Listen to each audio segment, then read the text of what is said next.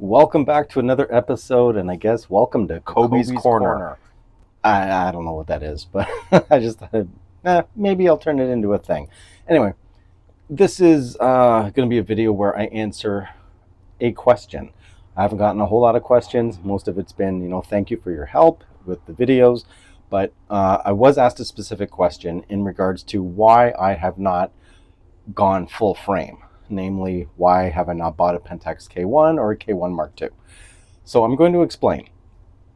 First things first, I have done a lot of shooting. In case you don't know or don't recall, because I have mentioned this in previous videos, I was a premium photographer for Auto Trader Corporation. I was a contracted automotive photographer for editorial and commercial purposes with Car Media 2.0. I have also done a lot of event work for a lot of prestigious nightclubs in Toronto. Everything was shot on APS-C. So, of course, I feel sorry for the people who live right by that train. Anyway, I have shot a lot of different things, and it's all been APS-C. Family portraits, the automotive thing, obviously my birding and all that stuff, nightclubs, everything. Everything's been done APS-C. I have never actually thought to myself, wow, if I got a full frame, it would really elevate my photography to a whole other level. It's never been that way. I've never felt restricted by not shooting full frame. Now, with that said, I would shoot full frame. Wow.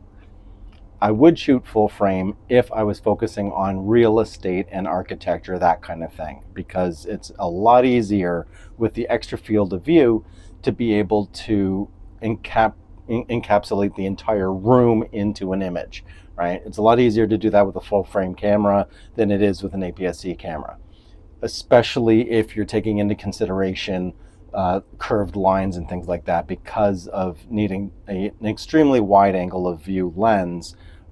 With an APS-C camera, you'll end up getting, the curved edges and everything. Things won't be straight, right? So, lens curvature. There we go, or image curvature, whatever you want to call it. So yeah, so going back to that, I've never really felt the need for a full frame camera. People do mention, oh, well, you get more blur from the background. It's better to separate your subject from the background on full frame if you're doing portraits. And yes and no. There's other elements that dictate the field of view and how blurry it's going to be versus how much of that will be in focus. If push came to shove, I would just separate my subject from the background more, right?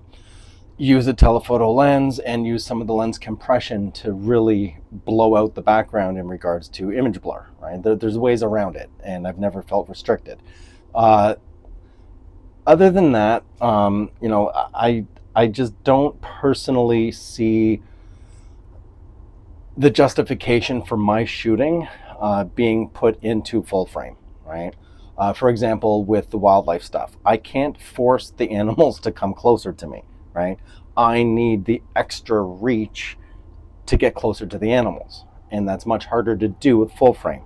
You need a super telephoto lens, and the issue with that is Pentax right now only makes the 150-450. That is their longest telephoto lens that is currently in production.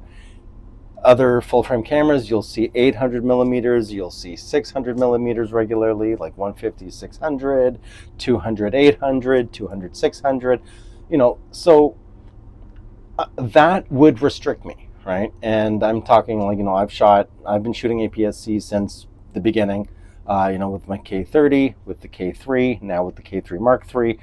And the simple fact of the matter is, I got more bang for my buck getting the K3 Mark III in regards to the enhanced autofocus, the amazing dynamic range for an APS-C sensor. It blurs the line between full frame and APS-C. I didn't want to go as small a sensor size as Micro Four Thirds, just because a larger sensor does give you better dynamic range. So the best of all worlds in regards to crop and full frame would be APS-C, in my opinion. It kind of blurs the difference between the two. Um, other than that, I mean, I don't really know, can't really think of any other points to mention in regards to my reasoning behind not going full frame, other than I just never saw the justification of spending the money on that to make that much more of a difference to get shots I could already get, because I didn't feel I was restricted in any way, shape, or form, right? So with APS-C, with the K3 Mark III, even though it's an APS-C sensor, the dynamic range is absolutely amazing. The recovery you can get because of that enhanced dynamic range with the way the accelerator processes the images and all that stuff is quite remarkable. You can recover shadows amazingly. You can recover highlights amazingly. There were more features that would make a big difference on the K3 Mark III than there would have been if I had gone with the K1 or K1 Mark II. So that is pretty much it. That's my reasoning behind not getting full frame. And I'm not saying that, it's a decision for everybody. It really does come down to what you're shooting. And if you do feel restricted, but you really need to sit there and think and wonder, if I now spend the money, right, and I'm really getting like a wider field of view. Image quality wise, yes, the K1, K1 Mark II are absolutely phenomenal landscape cameras, absolutely amazing. But again, the dynamic range difference between the K3 Mark III and the K1, K1 Mark II, if I was solely focusing on real estate, architecture, landscapes, yes, K1, K1 Mark II, absolutely, day in, day out, no problem. But that's not what I am shooting, right? A lot of the things I shoot are very fast action, wildlife, birds in flight, that kind of thing. So enhanced autofocus, the 11 frames per second continuous shooting in AFC, the dynamic range, the highlight metering, all these different enhancements, right? That to me was worth the money than just getting a slightly large, well, not slightly, it's pretty big actually.